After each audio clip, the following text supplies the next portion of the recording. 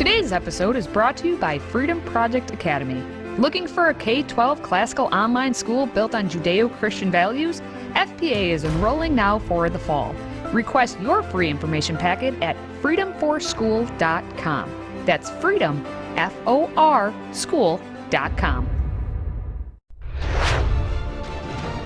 It's time to get educated on the craziness impacting K-12 classrooms and college campuses around the world. This is the Dr. Duke Show. Hello and welcome. Before we get started, please hit that share button so we can educate more patriots around the country and the world. Today, we're kicking things off with our international correspondent, the one and only Alex Newman. Alex, thank you so much for your time. Thanks for having me. Great to be here, Duke. You look very rustic today. Nice to have you.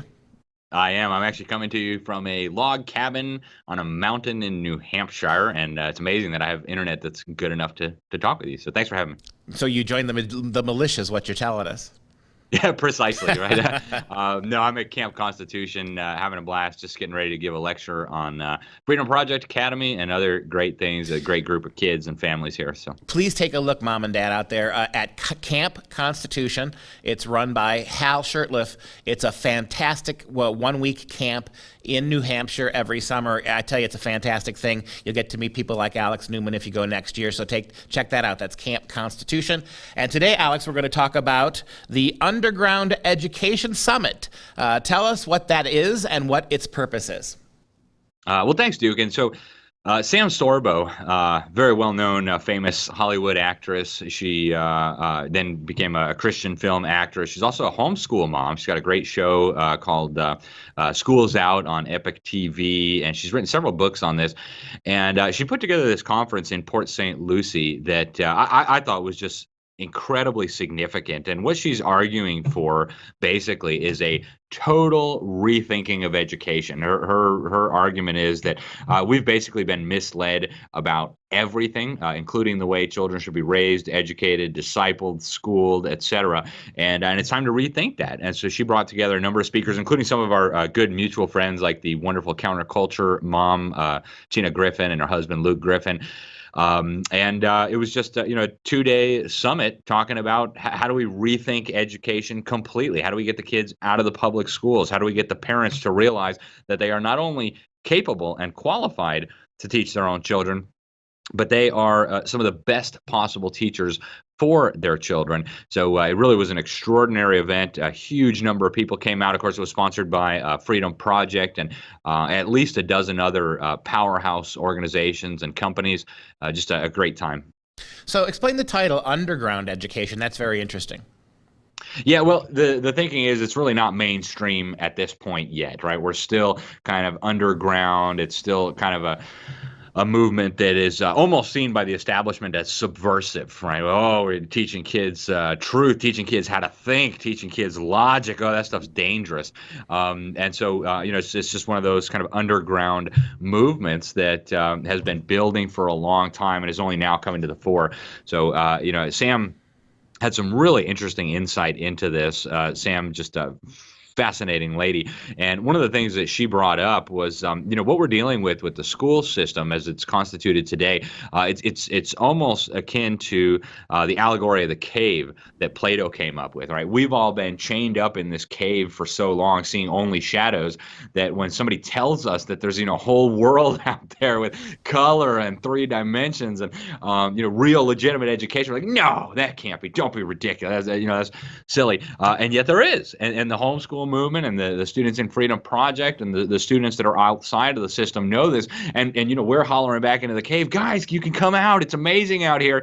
And they resist and they fight because they just can't even conceive of what it looks like outside of the cave. And so, it has been an underground movement. It started resurfacing in the 70s. You had, people who were literally defying the law to homeschool all across the country. It became more legal in the 80s and into the 90s, and now it's slowly moving out into the mainstream as more and more people meet children and adults who've been homeschooled and realize, wow, not only are they not weird, they're ridiculously smarter than me. They're running circles around my kids.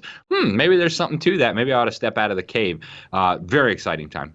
Yeah, it's really interesting and an interesting analogy. And one of my big bugaboos as a professor of English in a university is there's a whole technicolor world of great art and literature and poetry and history and drama that our kids are not being exposed to. One of the most egregious aspects of what's happening in the public schools is not just the horrible books that they're reading, it's what they're not reading. And this is absolutely planned, right? 2,000 years of great Western art and literature that made a cohesive sense of a Christian worldview. That has to be destroyed. We have to convince kids that there's nothing outside of the cave, that everything is meaningless except this ideology that surrounds and swallows up our kids. Yeah, absolutely, Duke. And it almost reminds me of the Cultural Revolution in China, where everything old had to be destroyed, had to be demonized. The statues had to be torn down. The streets had to be renamed. The libraries had to be burned. The children had to be indoctrinated, because only what came after the revolution was acceptable. And we're seeing it now, and we're seeing it play out in real time. As you said, they're hiding all the great works of literature and art, and they're teaching kids that, if it was made more than a few years ago, it's not gender inclusive enough. And so it's automatically sexist, racist, xenophobic, transphobic, homophobic, all the rest of it.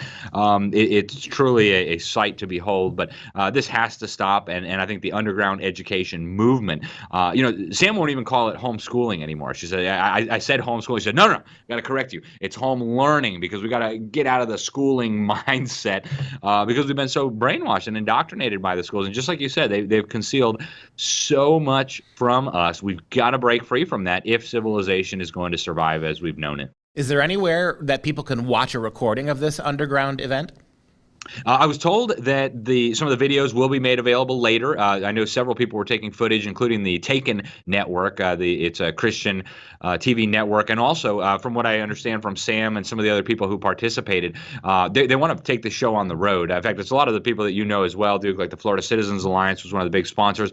And they want to start doing these all over the state of Florida and then eventually all over the country. So I think you'll be hearing much more about this. Sam Sorbo really is a powerhouse. Her husband, Kevin Sorbo, and in fact, her children are now little celebrities in their own right. So I think people are going to hear much more about this in the months and years ahead. With all the censorship taking place on social media platforms, we've made it easy to keep up with your favorite content. Simply download the Freedom Project Media app in your app store. Get access to 18 new videos a week, plus thousands of archived shows, lecture series, and educational animations. Download the Freedom Project Media app on your Apple TV, Roku, tablet, or phone, and make sure you allow for notifications to keep you informed.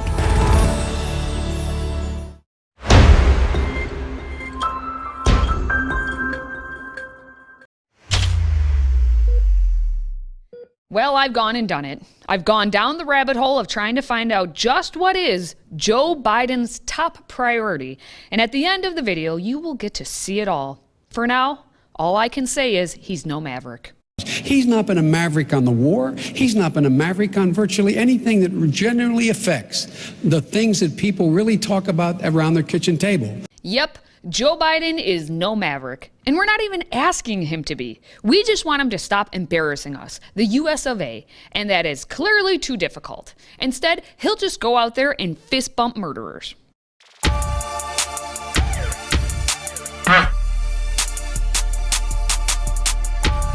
Biden was just in Saudi Arabia to play nice with the Saudi Crown Prince Mohammed bin Salman so he could beg for some oil.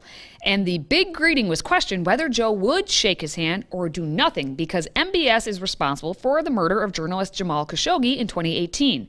And all this had been said leading up to this moment of will he or won't he? So instead of shaking MBS's hand, because as a foreign leader, you will shake the hands of murderous dictators, Biden takes it to a whole new level of, bro, let's fist bump like, bros do.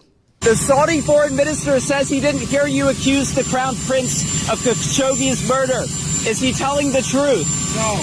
He was at the fist pump, Mr. President. Why don't you guys talk about something that matters? All right, I'll talk about something that matters. Like the smug, narcissistic, attention-seeking, one and only Representative Alexandria Ocasio-Cortez, who pretends that she is being arrested outside of the Supreme Court while handcuffed. Tell me, where are the handcuffs?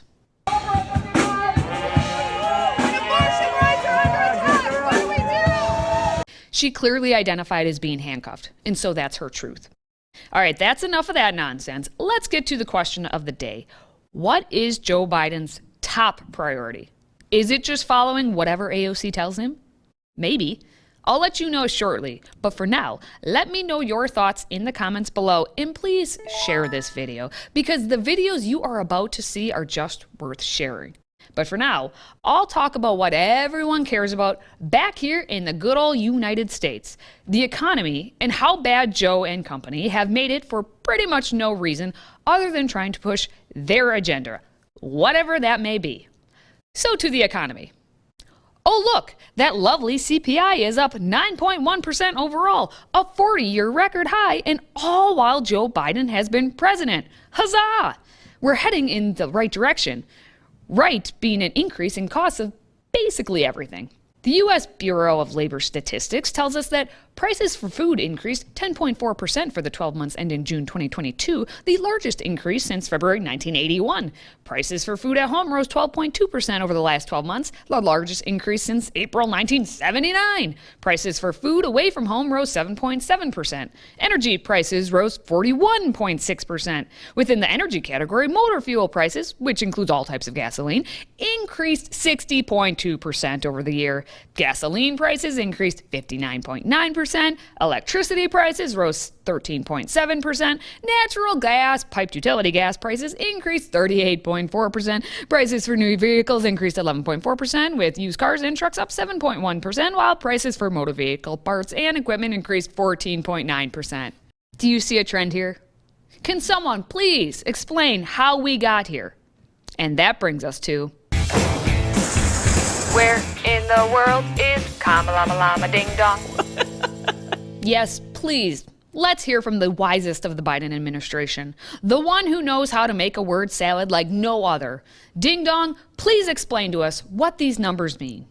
Before I begin, I will address this month's CPI report. There is no question that we still have work to do. But it is important to note that these numbers do not fully reflect the recent drop in gas prices. Average national gas prices have fallen every day for nearly 30 days. Since mid-June, prices are down 40 cents a gallon.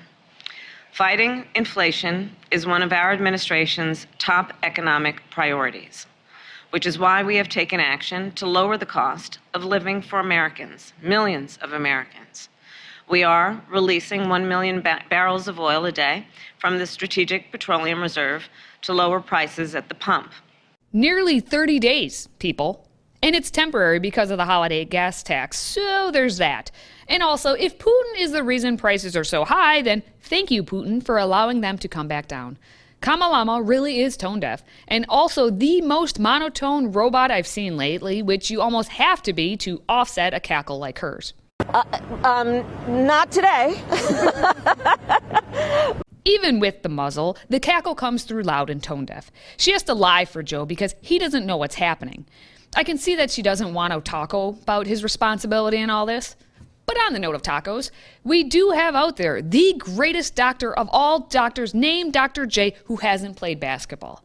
Before we get to her instrumentation in all this, on the note of doctors, the other greatest doctor of all the medical doctors has announced he's retiring.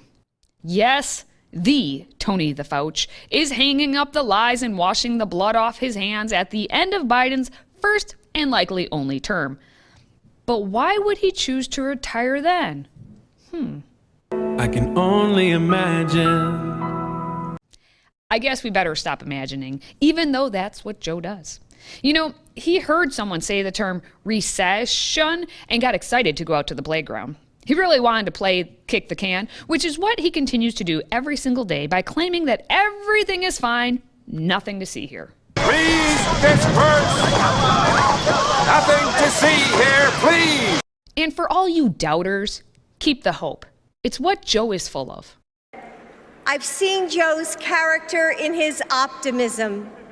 For families who have lost a loved one, kids struggling to find their way, workers out of a job, Joe always works to give people a sense of hope.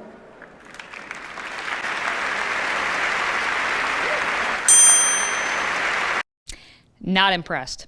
We weren't impressed in 2012, and we certainly aren't impressed now. But it's not his fault, you see. As Jill told donors, the president had so many hopes and plans for things he wanted to do, but every time you turned around, he had to address the problems of the moment. He's just had so many things thrown his way. Who would have ever thought about what happened with the Supreme Court overturning Roe v. Wade? Well, maybe we saw it coming, but still we didn't believe it. The gun violence in this country is absolutely appalling. We didn't see the war in Ukraine coming. They didn't see much of anything coming. When you're that old and senile, all you really see is the mush bananas in front of you and Ben Matlock on the TV. But alas, before Joe takes his third nap of the day, what is his number one priority? This is our historic moment of crisis and challenge. And unity is the path forward. That's a great asset. More inflation. What a stupid son of a... Inflation is robbing them of gains they thought otherwise they would be able to feel. I get it. That's why my top priority is getting prices under control. I want every American to know that I'm taking inflation very seriously, and it's my top domestic priority. I've been very clear that fighting inflation is my top economic priority. He's very concerned about inflation, obviously. It's a top priority. And he's also concerned about this price at the pump, and he's going to do what he can to resolve that. That is an important priority of the president, and we've been clear from day one that we will continue to make this a top priority. Oh yeah, for sure. It's clearly a top priority, such one that it's still going on and on and on. But there are other priorities that are top priorities too, so really it's just one of many in the hopper of priorities. One of the things that I think is really important is we have to be authentic with the American people about what we're going to do and how we're going to do it. Since day one of my administration, we've been doing everything we can to beat this virus. There are countless issues, countless priorities that I talk about here all the time, every day, about different priorities that we have to deal with, whether it's the economy, whether it's COVID, whether it's climate change, whether it's foreign policy issues that we have to deal with and assess. That is how we run the White House. That's how any White House is run. We need to restore the protections of Roe as law of the land. We need to elect officials who will do that. This fall, Roe is on the ballot. On banning assault weapons back in 1994, which sunset 10 years later. It was a priority for him then, and it continues to be a priority for him now. Make it a priority. We should make sure that we have no one going to jail for a drug offense. They go directly mandatory treatment, not prison, and we fund it.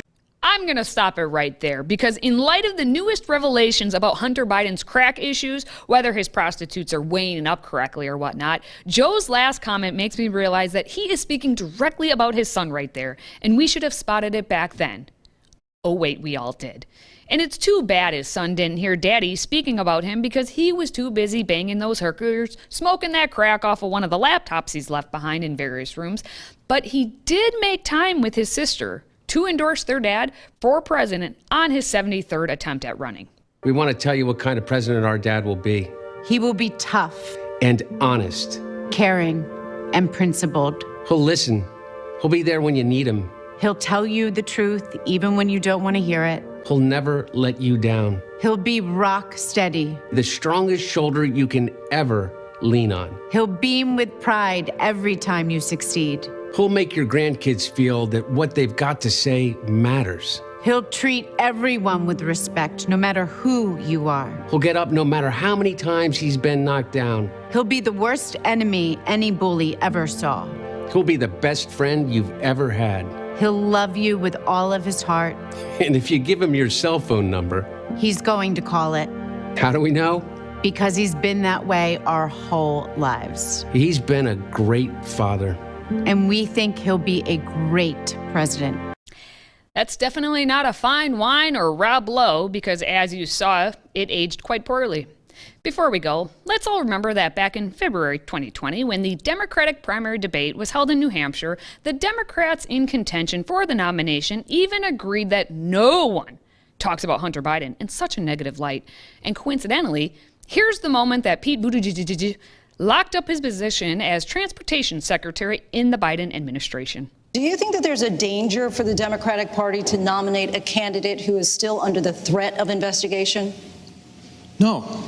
And we're not going to let them change the subject. This is not about Hunter Biden or Vice President Biden or any Biden. This is about an abuse of power by the president. Look, the Vice President and I and all of us are competing, but we've got to draw a line here. And to be the kind of president, to be the kind of human being who would seek to turn someone against his own son, who would seek to weaponize a son against his own father, is an unbelievably dishonorable thing that is just one more example of why we as a party have to be completely united in doing whatever it takes at the end of the day to make sure that this president does not get a second term. Abuse of power by the president, sure. Draw a line, sure. Seek to weaponize a son against his father, sure. Whatever you say, Petey. Well, that's enough shenanigans for this week. Don't forget to give those Fs, faith, family, and friends. And of course, please share the video since we are all living in the danger zone these days. Might as well embrace it with everyone you know. Until next time, stay healthy, America. Today's show is sponsored by our friends at MyPillow. Save up to 66% on all items at MyPillow.com when you use the code Dr. Duke. That's DRDUKE. Support this show by supporting a great American company.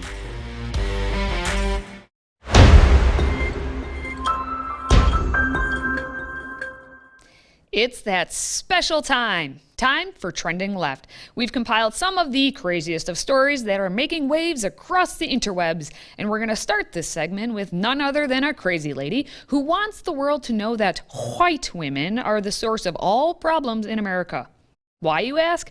Well, it's clearly because white women gave birth to white babies, and some of those babies grew into white men. At least she acknowledges that women give birth, so points for effort, but not really. Who created these monsters? We did.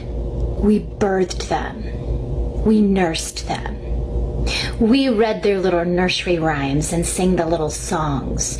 We taught them in their preschools and their kindergartens and their first and third grades. White women craft their own gilded cage, and we do it by raising little misogynistic, patriarchal tyrants. We raise the little boys who grow up to be the Donald Trumps, the Mitch McConnells of this world.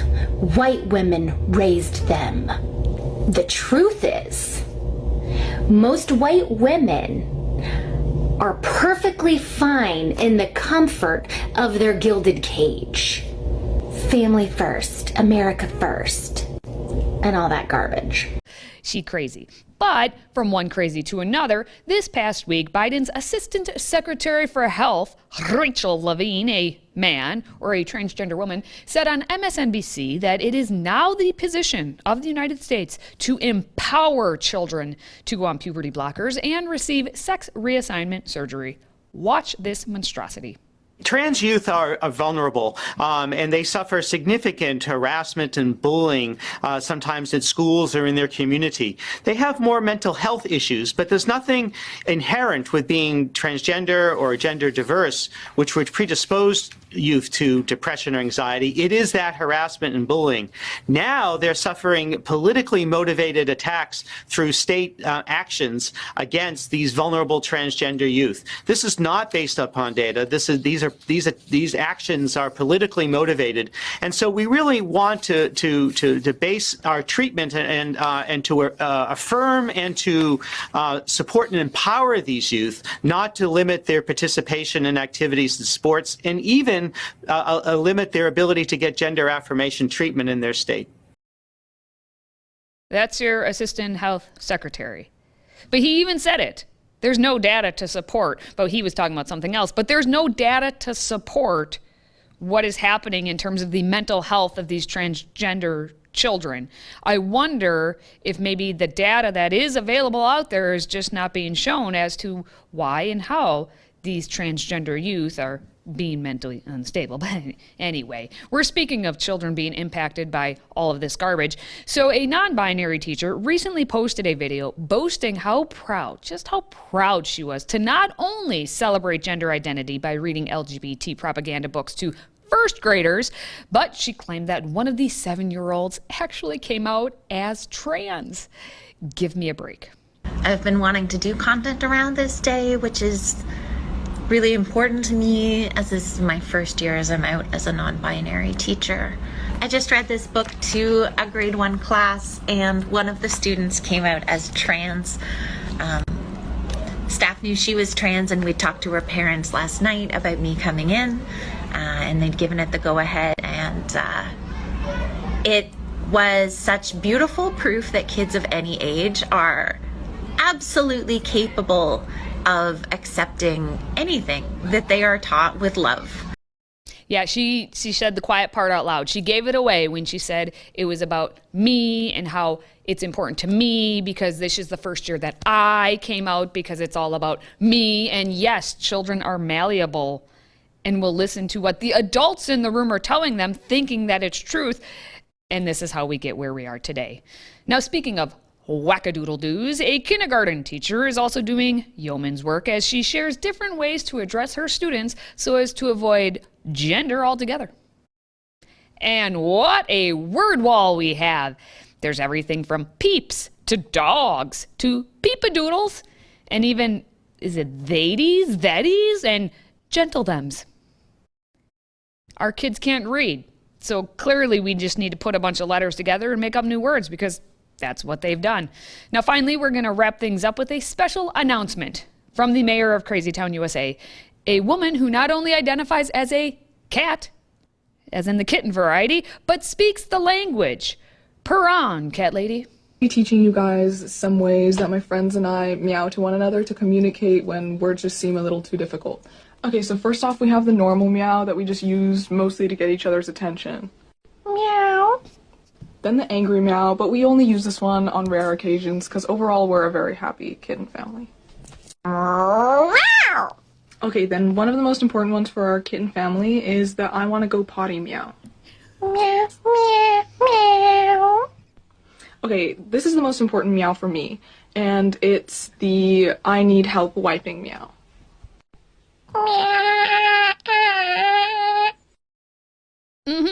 How about the hairball meow? Now, thankfully, that's going to wrap up this segment. More craziness next time. And that's going to do it for this show. Hey, I love that. It's not homeschooling, Mom and Dad. It's home learning. Get them out of school because public schools are a disaster. I'm Dr. Duke. And until next time, education, my friends, begins at home.